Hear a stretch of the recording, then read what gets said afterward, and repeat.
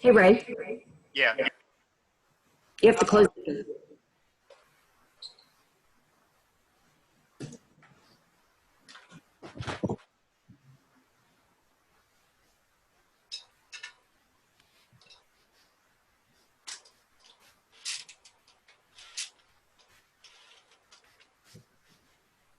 Hi, Diane. Hello. How are you? Vicky, Yes, I am. nice to meet you on the Zoom world. Yes, you too. For organizing this. Coleman. This is Ray. He's going to be helping us out today. Hello, Diane. Is the sound okay? Yes, sound is great.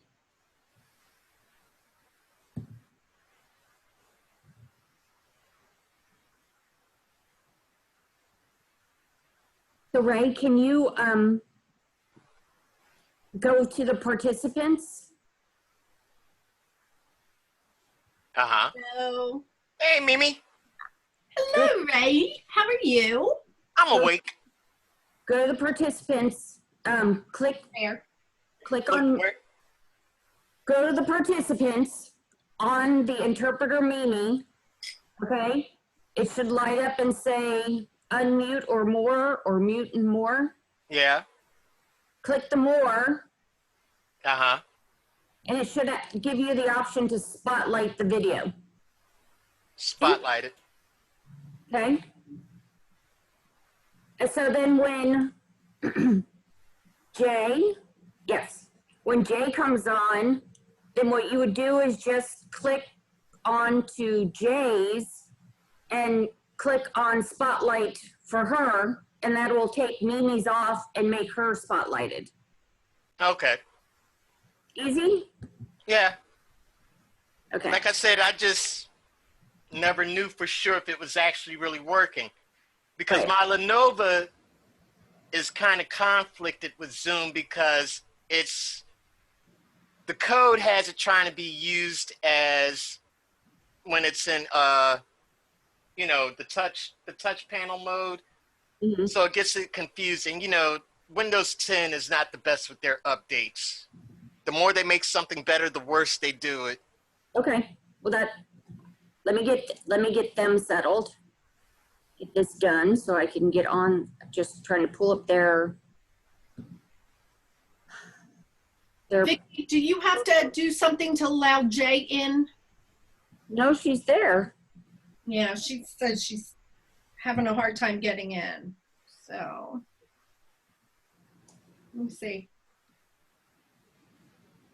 I'll resend her the link. Yeah, I mean, she's here. She just can't. Yeah. The video. I think she needs to enable her video and audio. She probably doesn't. Oh, nope, that's not her. No. And it says it's connecting. It's just, I'm not sure what's going on. Hello. Hello. Hi, Anita. Hi, this is Anita. I can't really see everybody else. Okay. Well, we got your voice in your forehead. Yeah, that's unfortunately the most you're gonna get since I have to look real close for stuff. I have very good vision, so I have to look at everything really, really close. Understandable. You might want to switch to your photo that I've seen you have up there before. I'm sorry, Diane. You might want to switch to the photo of yourself that you have. If it's Yeah, I think that's what I'm gonna do.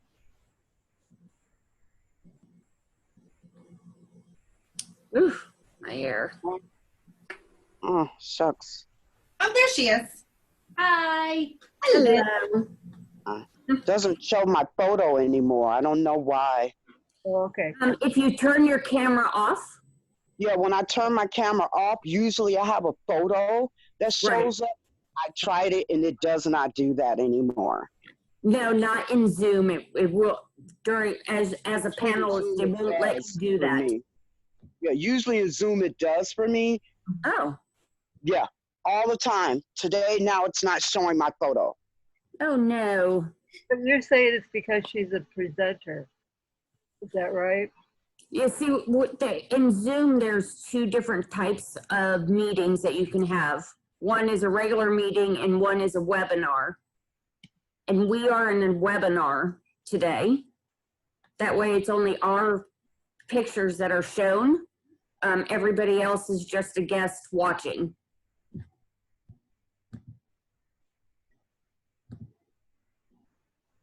Vicki, I'm starting today. Okay. All right. So when we get started, Ray, and I turn on the shared screen, then that way, then you'll know that Mimi will be highlighted. Yeah, well, I have her highlighted already right now. Okay. No, she didn't. Could I ask a question about the PowerPoint? Yes. So I take it you all have them loaded on your end, Yes, I have it. and then we've set it up so we'll say next slide, And I will switch the slide. and you'll change the slide. Wonderful, that's perfect. Thank you, Vicki. Yeah, no problem. The cat in the background is whining. Damien? Is it Damien? No, you know who it is. Oh, that. I won't say it. Diane doesn't need to know that I call them sailor names.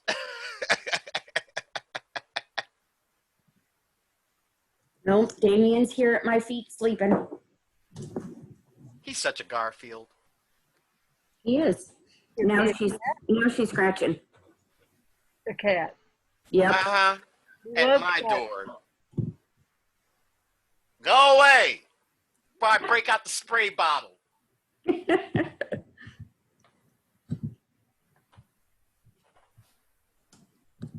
So what I am doing is I'm just trying to make sure that I finished everything before I close all the other screens out. So we only see one screen when it comes up, which makes it much easier. I can get back to that, and I can get back to that.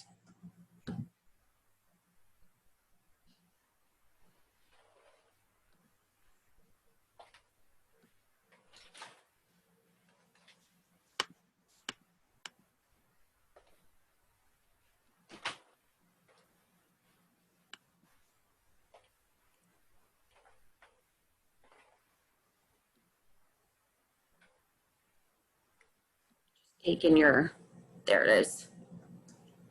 Making the PowerPoint so when it shows up on Facebook, it shows up as big as possible. So it'll, when we go live to Facebook, they'll see you when you start the conversation, and then it'll flip to the presentation, and it'll have Mimi and Jay as they switch between interpreters. So that way it's accessible for our deaf folks who are joining us. Yep. And captioning is on if anybody needs it. It will start as soon as I start to broadcast.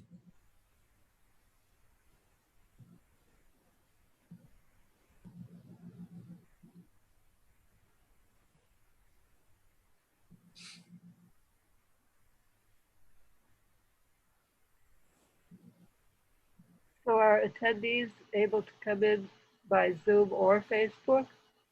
Yes. Yep. We have been getting, because we're doing it on Facebook, it also stays on Facebook, so people can go to it if they missed it and watch it. And people are absolutely loving doing that. We've been getting so many responses. Just the conversation we had yesterday, which was the Black disabled perspective, we've had over 1,200 hits to that, just that post. Wow.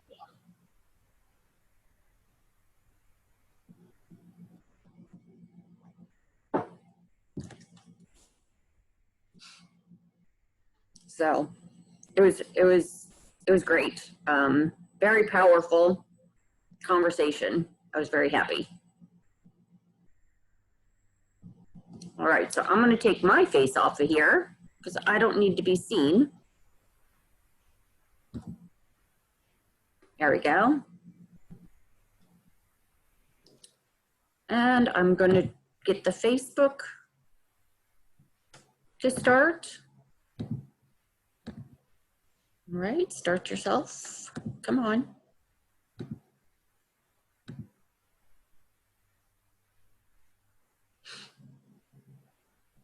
Just takes a second for it to pick up a stream, I guess.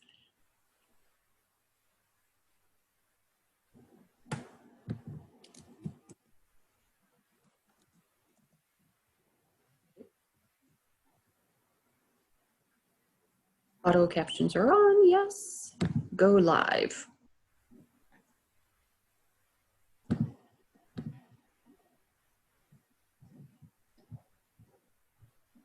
Okay, so we're going to go live, and Diane, you're going to introduce the event, or Anita? Anita is. Okay. Is that good, Anita? Yeah, that's good. Okay, cool. Okay. You know you have your camera off, Anita, right? Yeah, because I have to switch off the screen. I'm doing this by phone. I have no computer. Okay. So I'm kind of doing problem. it the best way I can. That's good. No problem. So we're going to start in 3, 2, and 1.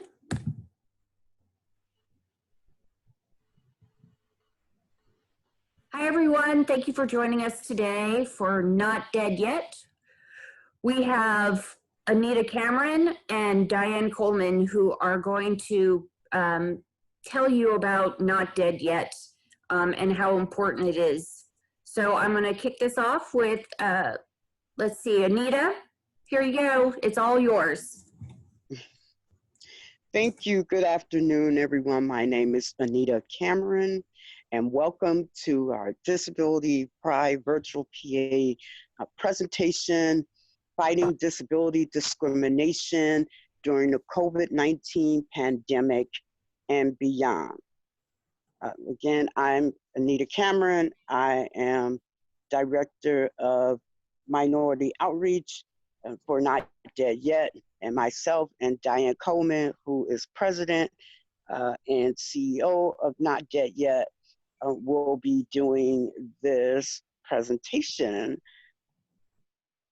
So Not Dead Yet, for those who don't know, is the National Disability Rights Organization that is opposed to assisted suicide and euthanasia, people with disabilities, as very bad public policy. And we are going to be presenting to you today fighting disability discrimination during the COVID-19 pandemic and beyond. A couple of words about myself. As I said, I am Director of Minority Outreach at Not Dead Yet. I am a member of the disability community. I have been doing disability rights and disability justice for 34 years. I'm involved in various aspects of disability rights, pretty much you name it, from voting to disaster preparedness. You know, I write, I blog, you know, and so with that, um, let me start. My so good. Let's start the slides. So my presentation is on, my part of this presentation is on racial disparities in healthcare. And racial disparities in healthcare are one manifestation of systemic institutional racism. And due to racial disparities in the U.S. healthcare system, Blacks and people of color receive inferior health care compared to whites, especially in cardiac care, diabetes, and pain management. And as far as COVID-19, the Black community especially is being ravaged by COVID-19. We're 14% of the US population, yet we represent 60% of coronavirus deaths to date. Next slide, please.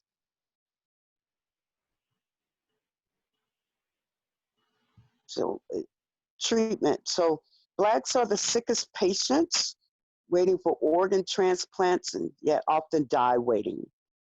And Blacks are diagnosed with cancer at much later stages and our prognosis is worse. And due to the stereotype of Black patients' non-compliance with doctors' instructions and orders, we are not afforded the state-of-art medical care that white patients routinely get, especially when they have money. And so why is COVID-19 hitting the Black community so hard? Well, we Black folks are more likely to be essential workers, nurses, attendants, hospital technicians, public transit operations, sanitation workers, first responders, and that brings us into contact with others who have been exposed to or who may even actually have COVID-19. And most of us don't have the access to like personal protective equipment, like masks and gloves and gowns, you know, which are necessary to slow the spread of the disease.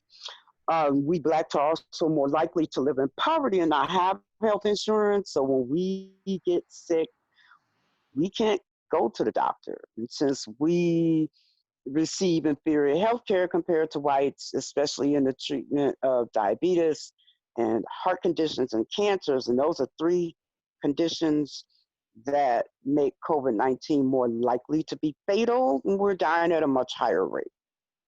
Next slide, please.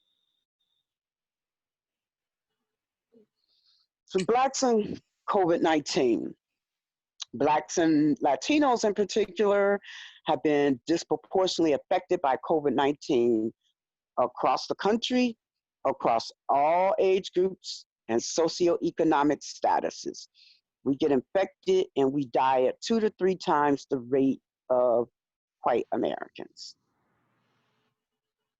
Next slide, please. So racial disparities during COVID. People of color in nursing homes have been disproportionately affected by the pandemic. In nursing homes where 60% of residents are Black or Latino, COVID cases are twice that of nursing home with predominantly white residents. Residents at a predominantly Black nursing home in Texas City, Texas, were given this hydroxychloroquine, which is a drug that's not approved for the treatment of COVID. That is a drug that it's like used here mostly for people with lupus and other autoimmune disabilities. And so because President Trump tried to push that off as, that was his baby as far as medications goes, people, picked up on it and started using it, and actually caused a shortage of the medication, so that people with lupus and rheumatoid arthritis and whatnot didn't have access to their meds. There are a couple of links on here. I'll read them off. So it's HTTPS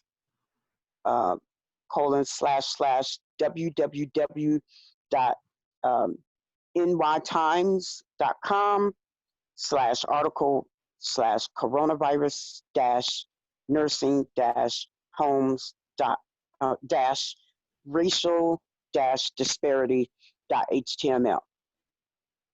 And there's another link here. It's https://www.npr.org/2020/0-in-home-garnering-criticism.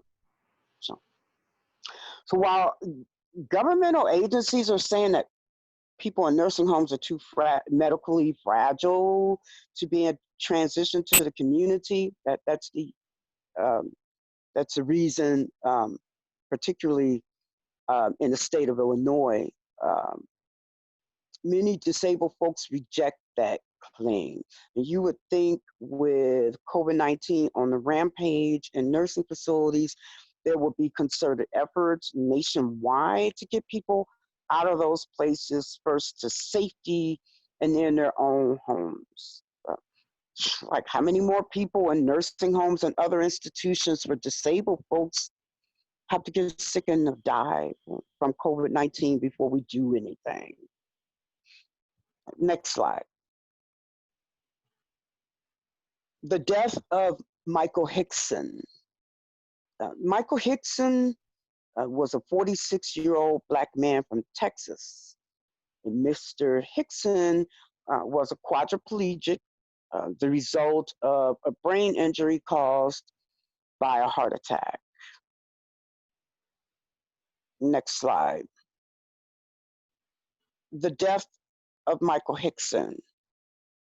He was placed in a nursing home where he contracted COVID-19. But however, due to his disability, the doctor decided not to treat him, stating that he had no quality of life. He was placed in hospice and being denied life-sustaining treatment. He died.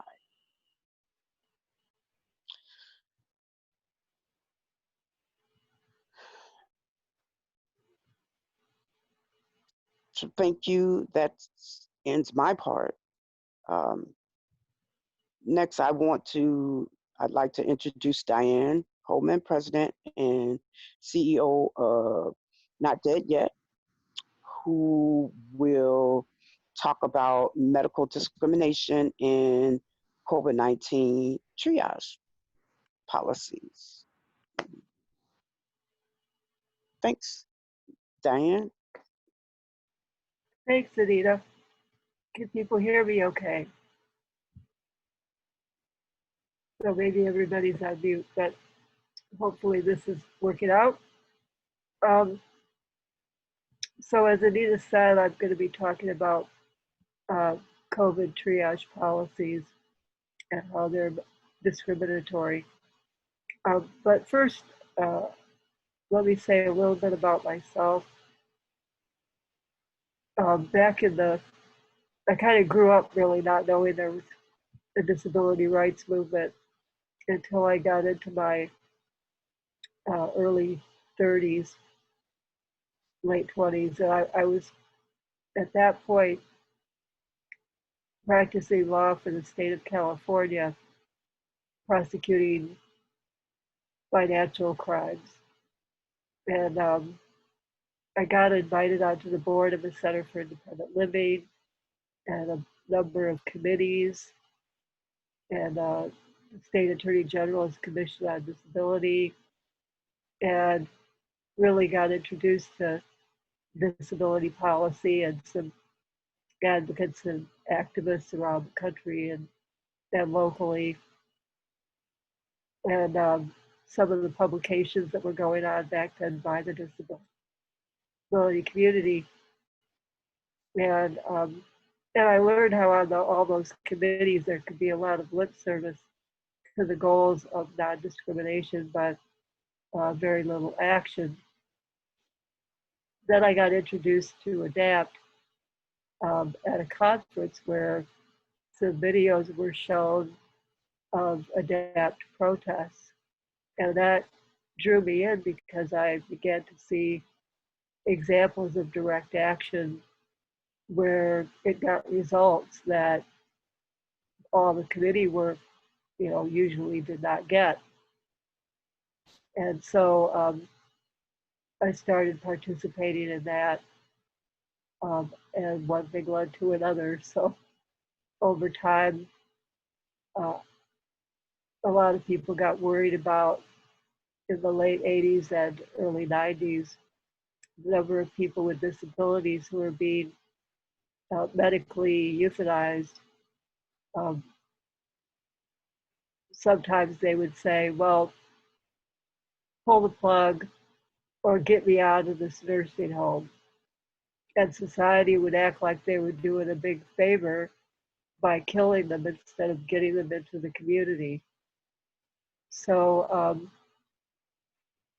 finally, it seemed like it was necessary to start a group like Not Dead Yet to do policy work, but also do direct action to address this euthanasia problem. So I want to say a little bit more about Not Dead Yet. I started it in 1996. And for those who do know about us, a lot of people probably associate us with our opposition to legalizing assisted suicide. That's the hot controversy that has most often been covered in the media. But all along, we've also worked against policies that allow the non-voluntary and involuntary withholding of life-sustaining treatment, which is sometimes called passive euthanasia. As things stand now, most COVID-19 triage policies that are part of crisis standards of care are examples of policies that allow the non-voluntary and involuntary withholding of life-sustaining treatment. So that means without consent of the person. So let's start with crisis standards of care. Next slide. Crisis standards of care, or CSC, as they often get called, can be established at the state level, often as guidelines, sometimes as statutes, or they could be local hospital policies. They can include ways to prepare for a medical crisis, such as a pandemic or a natural disaster like a hurricane. And they can include plans for expanding hospital capacity, such as the number of intensive care beds or staffing patterns. Many or most states and hospitals are also relying on the use of crisis standards of care to inform healthcare providers how to make decisions about which patients receive medical resources if they don't have enough for everyone who needs them. That's also called triage or healthcare rationing sometimes. Next slide. So some examples of discriminatory triage policies in the COVID-19 pandemic are denying COVID-19 treatments to a person because they need help in activities of daily living like dressing and bathing, or they have a physical or cognitive disability, or they have a chronic illness like diabetes, or they're viewed as having a low quality of life. Next slide. A legal team of national groups, including the Disability Rights Education and Defense Fund, Bazelon, Autistic Self-Advocacy Network, the ARC, and others, reviewed many of these policies and came up with a triage evaluation framework asking several key questions. Does the plan exclude people from COVID treatment on the basis of diagnosis or functional impairment? Does the plan include quality of life assessments to determine treatment? Does the plan include predicted long-term survival beyond the COVID-19 illness to determine treatment? Next slide. Does the plan allow treatment decisions based on the expected or documented length of time the person will need treatment? So if you need more treatment, they'd rather get rid of you sooner. Where the plan uses the likelihood of short-term survival from COVID-19, does it do so in an individualized way based on available objective evidence? And finally, does the plan subject chronic ventilator users to the risk of having their personal ventilators taken away from them if they go to the hospital and given to others? Next slide. These national groups, as well as state protection and advocacy organizations, have filed triage complaints with the Federal Department of Health and Human Services Office for Civil Rights in the following states. And I'm also going to indicate the resolutions I'm aware of, which could be incomplete. Washington State had a complaint filed with OCR on March 23rd. Alabama on March 24th, that one having been resolved officially with a settlement on April 8th. Kansas on March 27th, Tennessee on March 27th, and that one was resolved June 26th. Pennsylvania on April 3rd, which was resolved on April 16th. And then Utah, April 6th, New York, April 7th, Oklahoma, April 21, North Carolina, May 5th, and Oregon, May 8th. Next slide, please. So by the time the HHS Office for Civil Rights had received 4 of these complaints, it issued a bulletin on March 28th stating, quote, persons with disabilities should not be denied medical care on the basis of stereotypes, assessments of quality of life, or judgments about a person's relative worth based on the presence or absence of disabilities or age. Next slide, please. That OCR bulletin is a good start, an important federal guideline, but I think it leaves room for questions. What is the impact of guidelines and guidance versus laws and regulations? Does the OCR bulletin have the force of law by stating that the ADA and other discrimination laws apply to withholding healthcare treatments? You know, believe me, we've been fighting that for years and not gotten very far. But if so, will the guidance be enforced? Do the state resolutions, the complaints settlements between OCR and individual states have the force of law, or can hospitals in that state still adopt other guidelines if they so choose? Do hospitals have to follow their state's triage guidelines if the guidelines are not in a state statute or a governor's executive order? Next slide. One widely used crisis standard of care is called the Pittsburgh Protocol. It comes out of the University of Pittsburgh, which I would say is not what it claims to be. So, a model hospital policy for allocating scarce critical care resources. So its authors claim that it's non-discriminatory simply because it doesn't exclude people from treatment based on a specific type of disability or diagnosis. I mean, there were programs out there that would say, if you've got spinal muscular atrophy, you will be on the bottom of the heap. Or if you've got a developmental disability and so forth, they had specific examples, but this says, well, no, you can't do that. So it's not discriminatory, but it's still discriminatory in other ways. And it's reportedly been adopted by hundreds of US hospitals. Next slide, please. The Pittsburgh Protocol ranks patients on two factors to decide if they'll get treatment. One is the SOFA score, which stands for the Sequential Organ Failure Assessment. And the second is predictions of the person's future survival if they survive after getting successful COVID-19 treatment.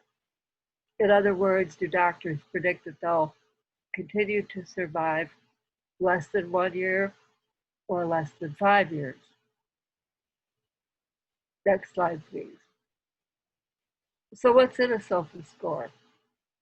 It allows for calculation of both the number and severity of problems in 6 organ systems: breathing, blood coagulation, liver, cardiovascular or heart, kidneys, and neurological function. Next slide. The Tennessee OCR Settlement is the best settlement of an OCR COVID-19 triage or healthcare rationing complaint so far. A press release from disability rights advocacy organizations and lawyers about the Tennessee settlement was titled, "Resolution of Federal Civil Rights Complaint Raises the Bar in Prohibiting Medical Discrimination Against People with Disabilities During the COVID-19 Pandemic." So it raises the bar above the bulletin we talked about earlier. Next slide. The Tennessee OCR Settlement prohibits categorical exclusions based on disability or resource intensity, meaning how much care you need or how long you might need it to recover.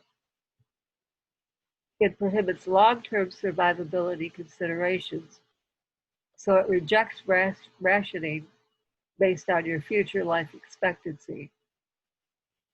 It requires reasonable accommodations or modifications of SOFA scoring and similar so-called objective tools. And it prohibits reallocation of personal ventilators. So I'm really glad about that personally. Next slide.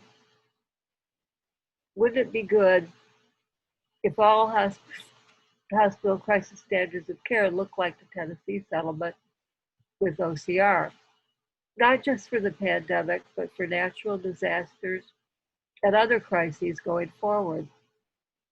To get there, continuing advocacy is needed. So these are things disability advocates at the state and local level can do. Get copies of your state or hospital's triage policies. They're usually called, like I said, crisis standards of care, And remember, they apply beyond COVID-19. Then file an OCR complaint and try to get a Tennessee-style settlement or better. Get your legislators to introduce and sponsor state laws consistent with the Tennessee settlement, which would get around the problem of whether hospitals really have to comply with the OCR Bulletin or the OCR Settlement or a settlement from another state or even the state they're in. If it's state law, that would take care of it. And then finally, get disability rights advocates on local hospital ethics committees. In the Michael Hickson case, the doctor who said that Mr. Hickson's quality of life was so bad that he shouldn't get treatment for COVID said, well, it's not my decision. And in Texas, they have a law which makes ethics committees be a central part of decision making. And ethics committees do have a role in hospitals all over the country, not necessarily as clearly as the Texas one, but still they're an issue. And with very rare exceptions, there are no people with disabilities on them, but really they're making decisions about us, which goes to the issue, nothing about us without us. So it is definitely worth pursuing. Next slide, please. So for more information and resources, I would suggest going to the COVID-19 website pages developed by the Disability Rights Education and Defense Fund at the Center for Public Representation, DRENF and CPR. So if you go to their websites, the detailed URL for their page on COVID-19 is readily apparent on the front of the page. So at this point, Anita and I would welcome your questions or discussion.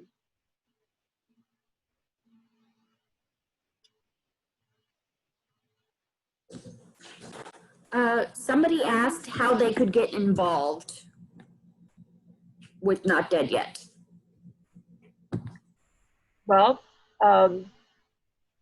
first of all, you can find out more about what we're doing by going to our website, which is notdeadyet.org. If you go to the blog page, which is on the top navigation bar, you can subscribe for free to our blog. You just click on it, type in your email address, and they'll send you a confirmation email. So every time we post a blog, which is maybe about once a week on average, you'll get an email of that blog and you can keep an eye on what we're doing. In many places in the country, there are groups that have worked on Not Dead Yet issues. They're often connected to an ADAPT chapter or a Center for Independent Living in many cases. So it's really a state-by-state issue for the most part. These laws relating to healthcare decisions, as well as the assisted suicide issue, are state level primarily. And we can help you connect up if you just go to our website under staff. Our contact information is there individually. You could contact Anita or myself or our John Kelly, who's our person in the New England area, but he's active nationwide as well. So you could contact us and we can put you in touch with local people, or we could just find out more about what issues are going on in your area. So I really appreciate that question because we definitely need more involvement. Somebody else asked if this group is in all 50 states, or is it just a national, like encompasses all? We're a national. I'm sorry, Anita, maybe you want to answer that one? Well, Thanks. So we're national in all 50 states, and we even have some international chapters, like in the United Kingdom and New Zealand and Canada. So yes, we are national and international. Nice. That's a very good point. And the international groups are autonomous, but they identify with our mission and, you know, actually contact us and said, well, can we start something? So there's a lot of local control there. But within the US, I can't really say we exactly have formal chapters, but what we do is we work with Centers for Independent Living, advocates that we've met over the years, and adapt chapters and so forth to engage activists when something happens in their state. So for example, when Mr. Hickson died, Adaptive Texas protested outside the hospital about how he was denied treatment because of his disability. And, you know, there was press coverage and so forth of what they did. And that's kind of the way we work, is we try to help groups get the information they need to be able to take action on the local level. So our friend Sue Elsgood from the UK, who is watching on Facebook, asked, do hospitals permit this? It's PASTO stay with disabled people in the US. I'm not quite sure what that PASTO is.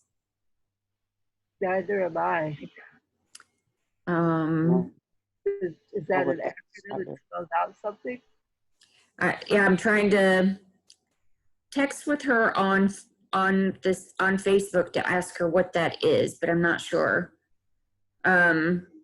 She said just in the UK, this is a huge problem currently. I guess that like for people to have it like an extended stay in the hospital. A lot of, I know folks that I know, once they say, oh, well, you have this disability, but you're fine. You just have this disability. They'll kind of like shrug everything else off, and they'll, you know, discharge you, saying that it's just a reaction because of your disability. I haven't really heard about that, but there is a Facebook group called Not Dead Yet UK, which probably would have a better idea of what the current policies in the UK are. What we see is the way that the United Kingdom National Health Service works. They have been facing a lot of cuts like we do here, but I think more severe. They're ahead of us in the curve about having cuts in home care that they get, and perhaps even in hospital care. And a lot of people there are worried about having treatment withheld from them against their will, like getting an involuntary do not resuscitate order. Okay. She said that some hospitals in the UK have stopped supplying like antivirals or antibacterial filters to home ventilator users.